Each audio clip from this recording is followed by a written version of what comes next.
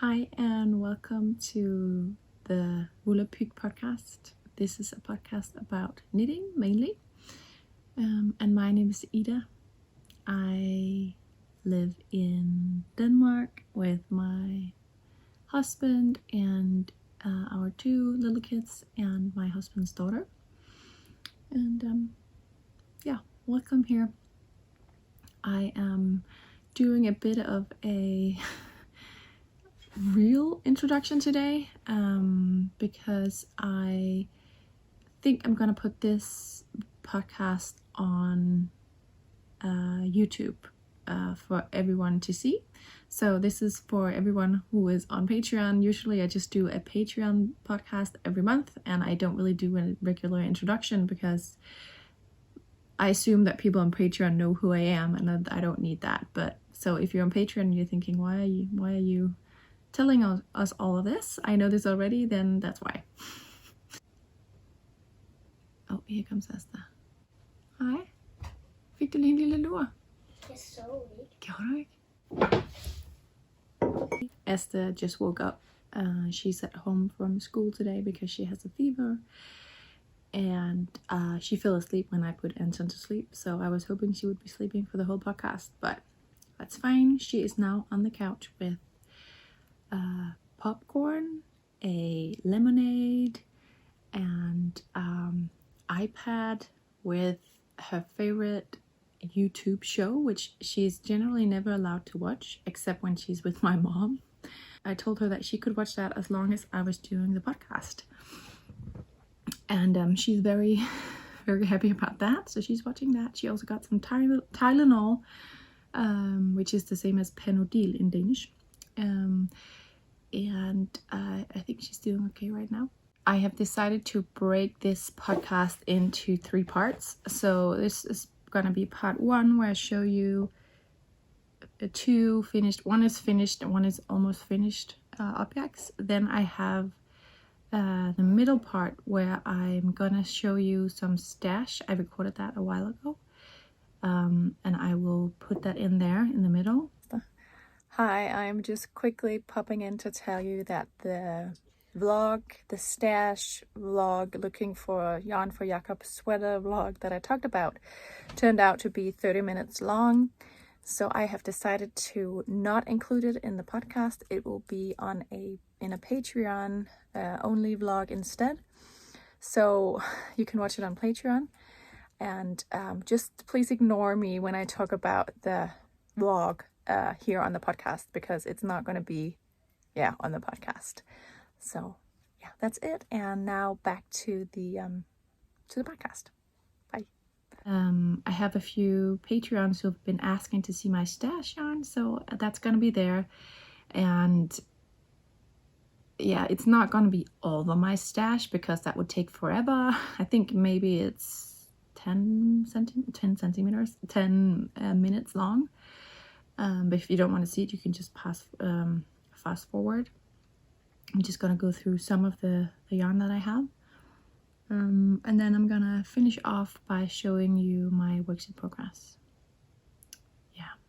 So first off, I have a finished object. And if you are a Patreon, you have seen this what probably feels like a million times, but it's now done. It's done for the second time in a row, or second time. Because I finished this, I tried it on. Oh, I still need to weave in the end, I guess. But apart from that, it's done. I tried it on, and the V-neck here was uneven, so it was sort of pulling to one side, and it didn't look very nice, to be honest. So I put that aside, thinking I would quickly fix that, and then it took, I think, more than a year for me to just rip it back and do another one. So I just finished it, did another one, and it's a lot better. Let me show you.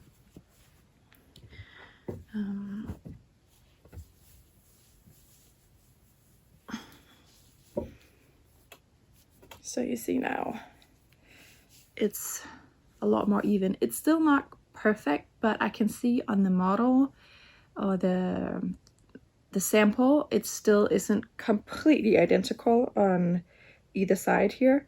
And I think it's because it's knitted bottom up, not because it's knitted bottom up, but it's knitted bottom up, and then you do decreases, and obviously that looks different on either side. I think on one you do a knit two together, and the other one you do like a slip one and then pass that slip stitch over the first stitch, something like that. So there are two different ways to do it, and I think that just affects the way the edge looks when you pick up to knit the ribbing.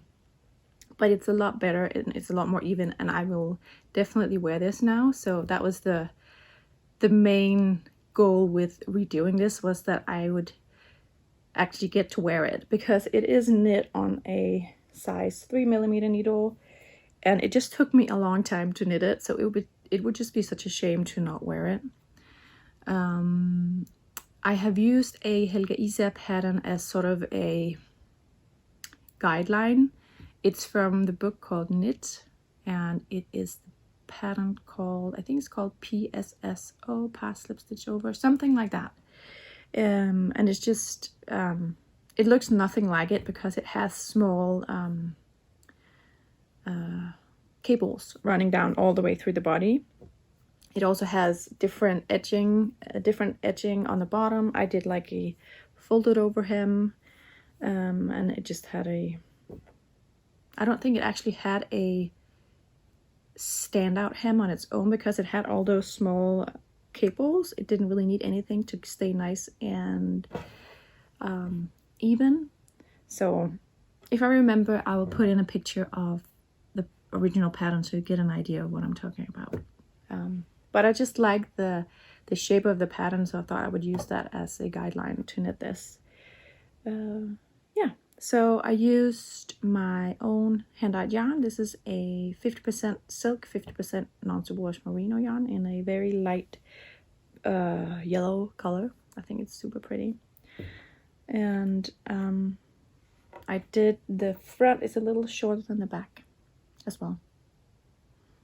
Yeah, so this is finished. I'm very happy with that. It's been just taking up space in a project bag for so long, so I'm glad it's out of the way and that I can now put it in my closet to use. Yeah, so the second thing is, like I said, almost done, and it's, I say almost, but I guess there's still a bit of ways to go. It looks like it's almost done. I think I could put it that way instead, because this is my camisole number 5. I think it's a number 5. It's my favorite things knitwear design. 5 or 7. If you look at my Instagram, I have it on there and you can see what number it is. But it is a summer top, knitted with ribbing, and it has this lovely, I really like this yoke, the top part. I think it's so pretty. So I am now at the armholes, and that's what I need to finish. Excuse me. And I'm just not feeling like knitting it right now, and I think it's because it's fall and I just am not really in the mood to pick up edging for this. I don't know why, except that it may be the weather. I was in such a good groove, you know that. I just really enjoyed knitting this. I have really enjoyed knitting it. All the ribbing and everything, just doing the increases here. You start at the top. It was just very fun. And I picked up for the neckline, and that was also going quite well. I'm going to talk about that in a minute. And then once I was done with that, I was just like, I don't want to do that. I also think because it's getting colder, everything is getting more expensive. I feel like I say this in every podcast, but we are gonna have to save on heating this winter. So I need to get working on some warm sweaters. I do have a few for myself, except Jakob felted that my favorite sweater, the black one with the colorful silk mohair that I knit. I think it's a Sunday sweater. It's a sweater with a weekday name from Petite Knit, and I love that, and that would have been perfect for this winter, but I don't have it anymore because he felted it. I do have other sweaters, but I wanted a nice warm oversized sweater that I could wear on top of everything here at home, because I know it's going to be colder this winter. So I cast on for one, which I'm going to show you in a minute. We sort of made a compromise, Jakob and I, that we could have the heaters at a certain temperature, but that meant that I needed to knit him another warm sweater. So I want to do that too. I also have yarn for a sweater for Freya, which is Jakob's daughter, and I want to knit her that. Esther, I don't know, she doesn't really want to wear hand knits. Maybe I'll try to knit her vest. Yeah, and Anton has he's set on knitwear, so he's good for this winter. But all of that, just knowing that it's gonna be cool soon, and knowing that my knitting pace is on the slower side, it just felt like a waste to finish a summer top when I knew that we needed a lot of warm sweaters for our home this winter. So I think that also has something to do with it. That was just a long story to tell why I think basically have decided to not knit the armholes until I feel like it, or maybe just until the fall when I probably want to wear this more than I do now. So I need to knit the armholes. I knitted the neck opening, and the neck opening you're supposed to, you pick up and then you do like a ripped edge, but it's knit where you do like, you knit one and then you slip one, knit one, slip one for one row, and then you do a slip one, purl one, slip one, purl one, and then you do a tubular bind off. It's called Italian bind off in Danish, but it's tubular bind off. And I was just like, I'm not gonna do that. It was more than 200, it's some 250 stitches, something like that. It was a lot of stitches, and I have knit this in a linen bamboo yarn, so it's just not, there's no fluffiness, there's nothing that can sort of hide any flaws or anything, and I am not particularly good at doing a tubular bind off. I always feel like they get crooked, they sort of pull to one side, and they just don't look nice or neat. And I knew that having to do that many stitches and doing it with a plant-based fiber yarn that is unforgiving, that shows up everything, that it would just be a waste of time. So I decided to just knit and then fold over. So I did a folded over hem instead, and it turned out okay. It could have been neater. I don't know if you can see. Where's the front and back? I think this is the back actually. This is the front. It is a little uneven, but I think with a good blocking, and also when I wear it, it's gonna stretch out a bit more. It will be okay. It will be okay for me at least. I really love the original pattern with the tubular bind off. It's just not for me, at least not in this yarn. So I just did a folded over, and it's fine. I can easily get it over my head. It's stretchy enough for that as well. So all is good. So that is the camisole number 5. I think it's number 5 by my favorite things knitwear. Oh, another thing.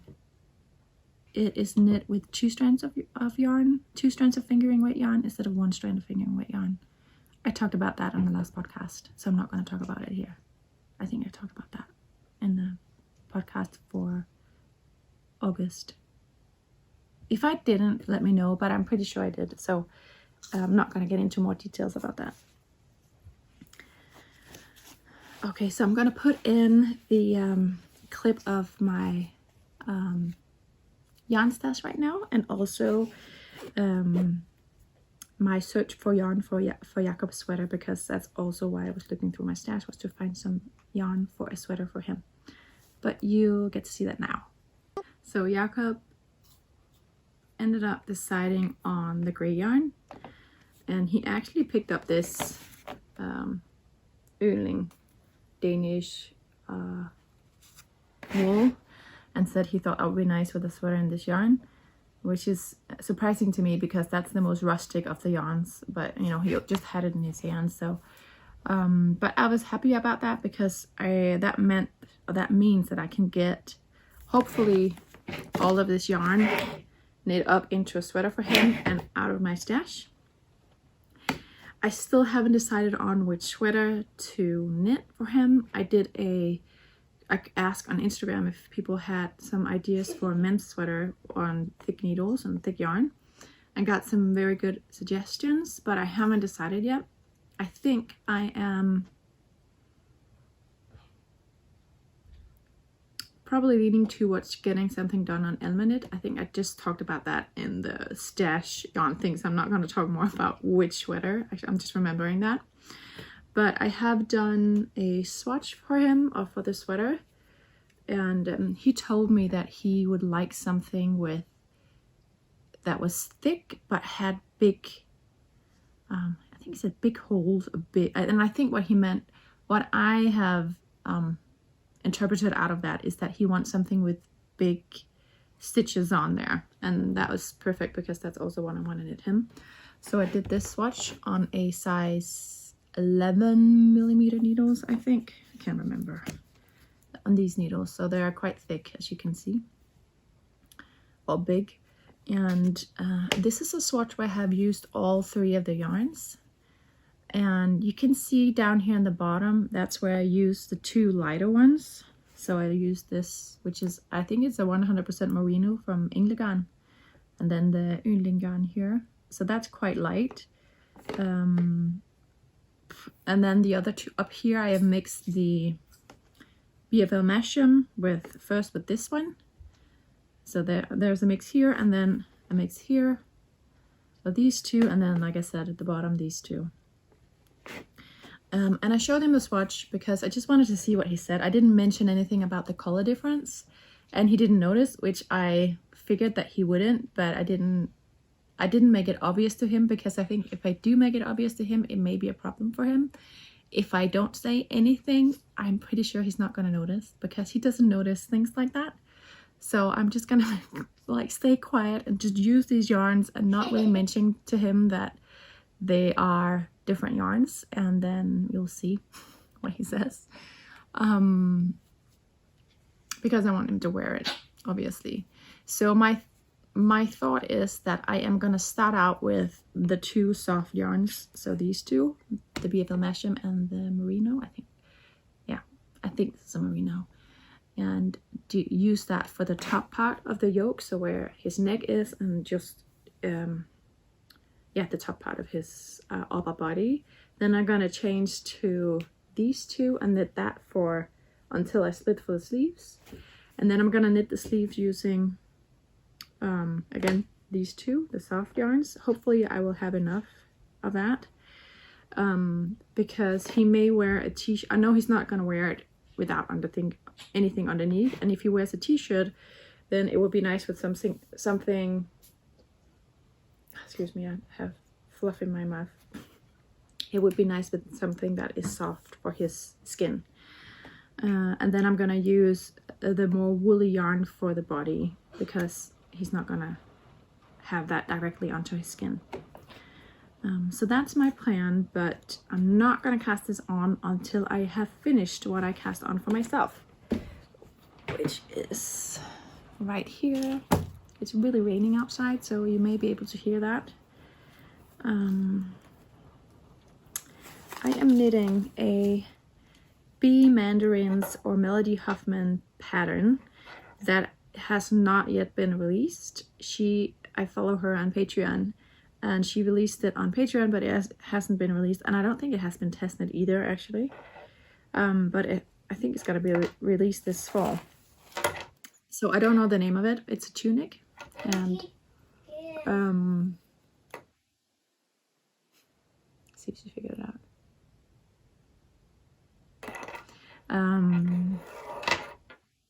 It's an oversized tunic with kom over til mig, så kan jeg hjælpe dig.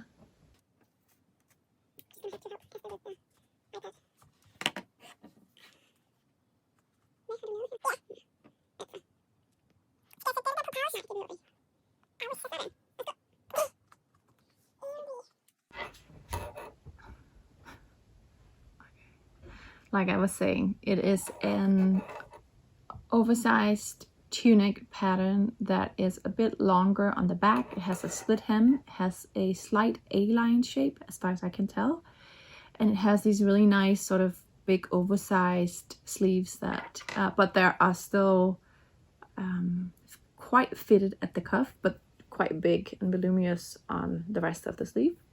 So it's going to be perfect to have on top of things, and it's going to be perfect to wear at home. It's going to be nice outside when I'm, you know, with the kids outside, to just have something that warms also like my my legs, or well, the upper part of my legs basically. So yeah, I'm furiously working on this one. I am almost at the point where I need to split for sleeves and body. The sample is knit with a WOOLapyk yarn, I think two strands, and I didn't have that, and I just wasn't really interested in acquiring it because I have so much more yarn, so much yarn already, as you can see my stash. So I I had this yarn in my stash, Alice by Permine. And I got this at a sale for, I think it's more than 50% off per ball. So it's gonna be a pretty cheap sweater, actually, even though it's big and I'm gonna use a lot of yarn for it. So this is a 63% alpaca and 37% polyamide. It's a blow yarn, I guess you would call it, isn't it? I don't know. What's this yarn?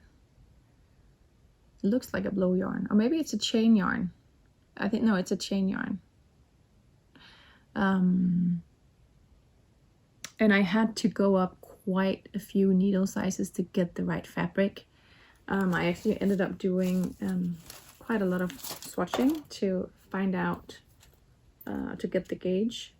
I started out by doing just a regular, like with the recommended needle here on top, and that just didn't work out. And then I added a strand of silk mohair, which I love the silk mohair on its own. I don't love it in the swatch, and I also would prefer not to use silk mohair, just because that way it's going to be a little more economic with this sweater. I don't really have it here. This is my own silk mohair in the fall leaves colorway, by the way, but I don't really know where it is right now. So I ended up doing needles on the floor. I don't know. I ended up doing, yeah, here we go. So I did another swatch, again, too small, and then I did one, which was the final swatch that worked out.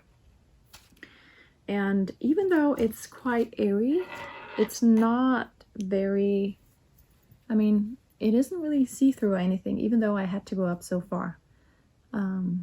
So it's just very light and fluffy, but I'm pretty sure, oh, I'm not pretty sure, I'm sure it's going to be nice and warm as well. So yeah, I'm really working on this a lot because I want this to be finished soon so I can work on Jakob's sweater before it gets too cold. So we'll see. I hope I can outdo myself in terms of time that it usually takes for me to work on knitwear.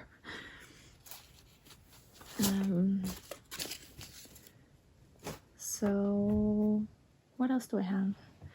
Then I just wanted to show you quickly. It's not something that I'm working on, but I thought you may like to see it anyway. I have been working a tiny bit on my outline tee. As you remember, I had my sister-in-law did this part right here and also this part right here. Basically most of the knitting that you see, she did that on a knitting machine, but the gauge is just a bit off, and I think it's just a tiny bit on the smaller side for what I want. This is the outline tee, by the way. I don't know if I said that, by Jessie May Designs. But I have picked up, and I'm going to knit the hem, then I'm gonna seam the sides, and then I'm gonna work bottom up for the rest of the sweater. I just need to figure out how to do, like when I do the hem, I need to do something with a few of the stitches because the pattern has like a drop stitch, and I need to figure out how to make sure that that drop stitch stops at the hem, which is what the pattern, that's what it is that's what it does in the pattern, but obviously since I already have some of the t-shirt knit up, I need to figure out how to do it since I'm doing it the other way around. I don't know if that makes sense. I just stopped because I just didn't have the brain space to figure it out, and also because I think it's too small, and also because it's now fall and I just don't really, I'm not in a hurry to get this finished. I'll drop some stitches here. So this is also my non-superwash merino silk, the same one as I'm wearing. I just love this yarn so much. It's non-superwash, it is soft, it is sturdy with the silk. It's warm, but also not too warm because of the silk. It's just very, very lovely. Oh, in here actually, I also have these two little samples that I did of my fiber folk shawl. They haven't been washed or blocked or anything. I just wanted to try out some different color combinations, and I was supposed to bring this to Fiber Folk, but then I couldn't find it, you know, and we suddenly got really busy and time, yeah, just sort of got away with all the things. So, but this is my Fiber Folk shawl mini versions, and I'm really hoping that I can finish that other version that I'm working on for Fiber Folk in March, because that would be nice to have both the original version but also the new version there. And also I would like to do some pictures and just generally do a little more of sort of information about the shawl, because that was what it really was supposed to be, like just a free pattern that people could enjoy, named the Fiber Folk shawl, that they could bring to Fiber Folk maybe, or they could look for yarns at Fiber Folk to knit the shawl. And I just haven't really been doing any sort of advertisements about the shawl or of the shawl, so I need to do more of that. But I really would like to finish the other version and then maybe get a model so I can get some nice pictures of it at some point.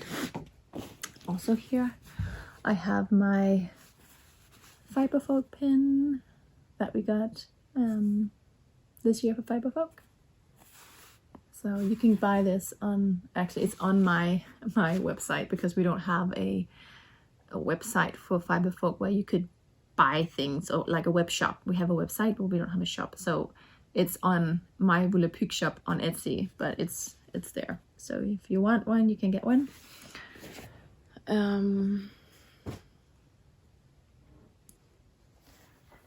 So more Fiber Folk. Just quickly, I wanted to show you. So this is the other version that I'm working on, which is going to be longer and narrower than the original one. I don't think I did a lot more work on this. Maybe I did a couple of centimeters, but yeah, I really like this collar knit up.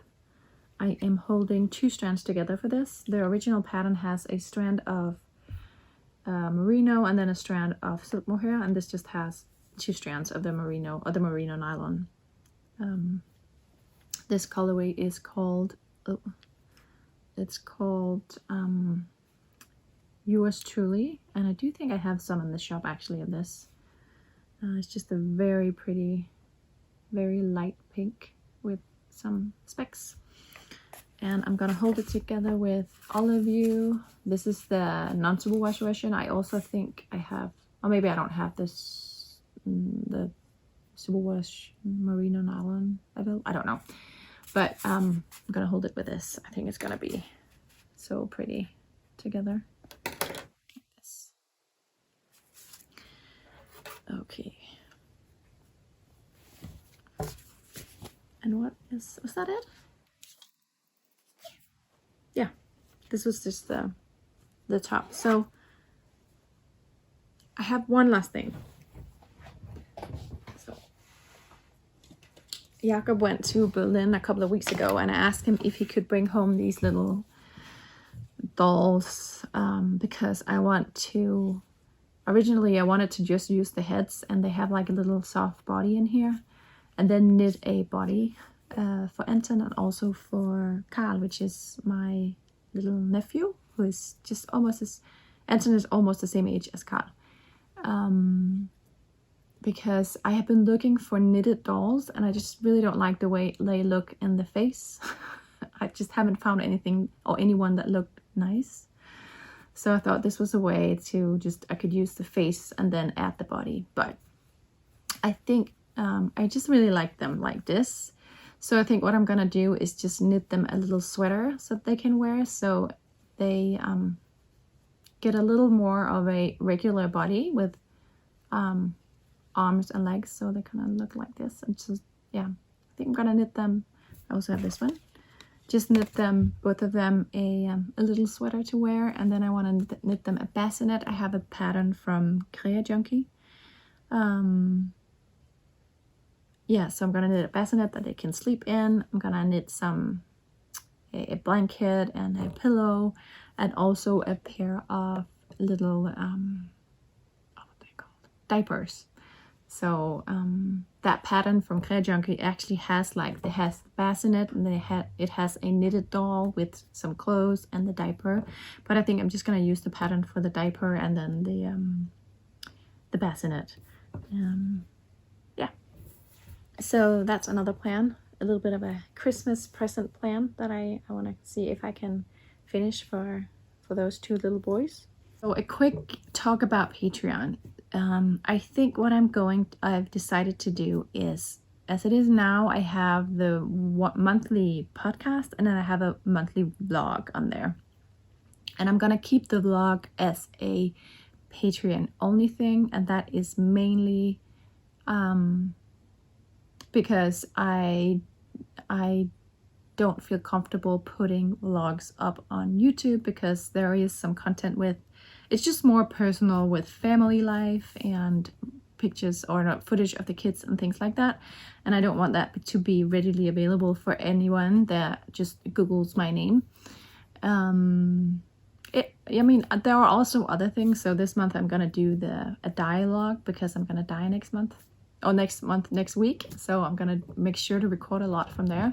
But generally I just want to make that more private. And then I'm gonna do the podcast every month.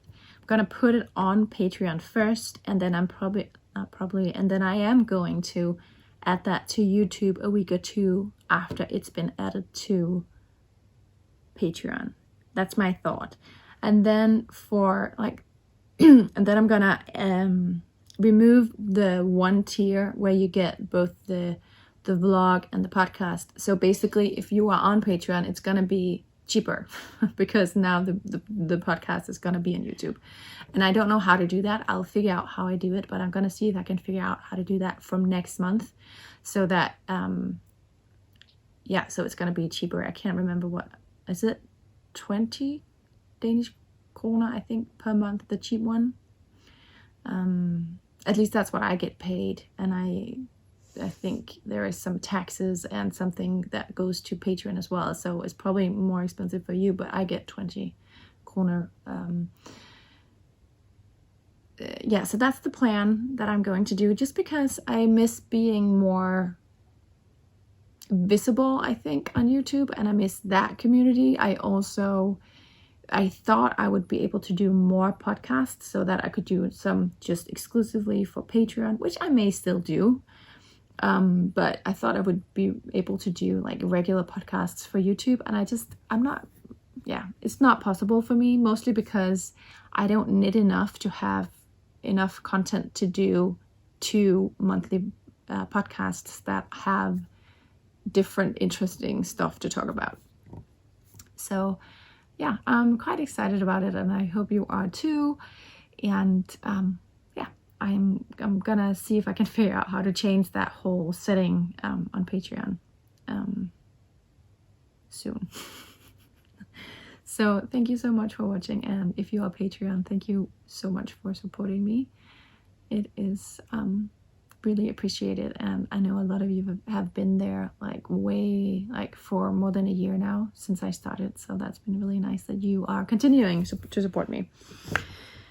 Yeah, thank you so much for watching, and I will speak to you next month. Bye.